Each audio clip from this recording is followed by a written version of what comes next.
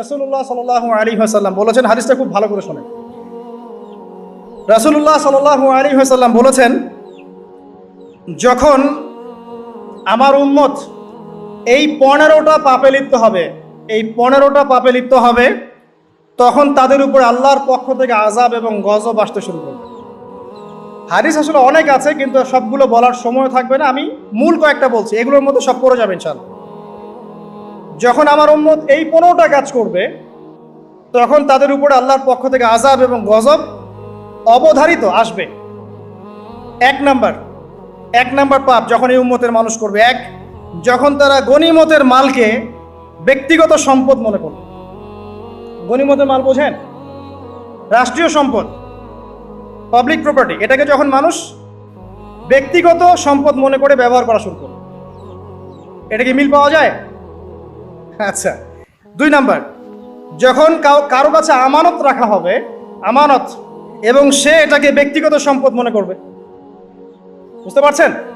আমানত রেখেছে, এটার খেয়ানত না করাটাই কর্তব্য, কিন্তু এটাকে যখন ব্যক্তিগত সম্পদের মতো মানুষ ইউজ করবে, শেষ করে ফেলবে, নষ্ট করে ফেলবে, তখন আল্লাহর আযাব আসবে। 3, যখন মানুষ যাকাত আদায় করাটাকে জরিমানা মনে করবে, যাকাত দিতে চাইবে না, যাকাতটাকে জরিমানা মনে করবে। কি সমস্যা, কি বার্ডেন, যাকাত আবার দেওয়া লাগে কেন? আমরা তো ট্যাক্স দেই। যাকাতকে মানুষ জরিমানা মনে করবে। একটু চিন্তা করে দেখবেন যে বাংলাদেশে কত % মুসলিম নামাজ পড়ে আর কত % মুসলিম যাকাত দেয়। শুধু যাকাতের টাকাগুলো যদি আমরা একত্রিত করতে পারতাম, বড় বড় মেগা প্রজেক্ট করা সম্ভব ছিল। অনেক বড় বড় প্রজেক্ট করা সম্ভব ছিল অনলি যাকাতের টাকা দিয়ে। আর যাকাতের টাকা এক বছরে শেষ হয়ে যায় না, পরের বছর আবার ঘুরে আসে। সুবহানাল্লাহ। এরপরে আসেন 7, যখন, আমার কথা রাগ করেন না, এটা হাদিসে আছে, যখন সমাজের নিকৃষ্ট মানুষদেরকে নেতৃত্ব দেওয়া হবে। এটা হাদিসে আছে। সমাজের নিকৃষ্ট মানুষকে যখন নেতৃত্বের আসনে বসাবে মানুষ, তখন সমাজে আল্লাহর গজব আসবে। হাদিস তিরমিজি 2211 নম্বর। এরপরে 8, নবী সাল্লাল্লাহু আলাইহি ওয়াসাল্লাম বলছেন, যখন কোনো ব্যক্তিকে সম্মান করা হবে তার টর্চার থেকে বাঁচার জন্য। যখন কোনো মানুষের সম্মান করা হবে তার শাস্তি থেকে বাঁচার জন্য। মানে মানুষ মন থেকে সম্মান আসছে না, ভয়ে আপনি সম্মান পাচ্ছেন। এই অবস্থা যখন আসবে, তখন আল্লাহর আযাব আসবে। তারপরে 9, যখন মসজিদের মধ্যে, দেখবেন অনেক মসজিদ আছে বাংলাদেশে, মসজিদের মধ্যে হট্টগোল বেড়ে যাবে।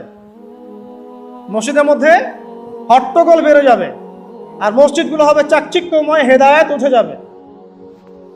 মসজিদ হবে চকচকা, তাজমহলের মতো এক একটা, কিন্তু হেদায়েত উঠে যাবে। মসজিদে হট্টগোল বেড়ে যাবে। 11, যখন পুরুষেরা রেশমি কাপড় পরবে, পুরুষেরা সিল্কের রেশমি কাপড় পরবে। পুরুষের জন্য স্বর্ণ আর রেশমি কাপড় পরা হারাম। তাই এখন পুরুষের অনেকে স্বর্ণ পরে, রেশমি কাপড়ও পরে, এটা মহিলাদের জন্য জায়েজ। এরপরে 12, যখন প্রকাশ্যে মদ্যপান করা হবে। আর মদ্যপানের মধ্যে ভাই সিগারেটও পড়ে,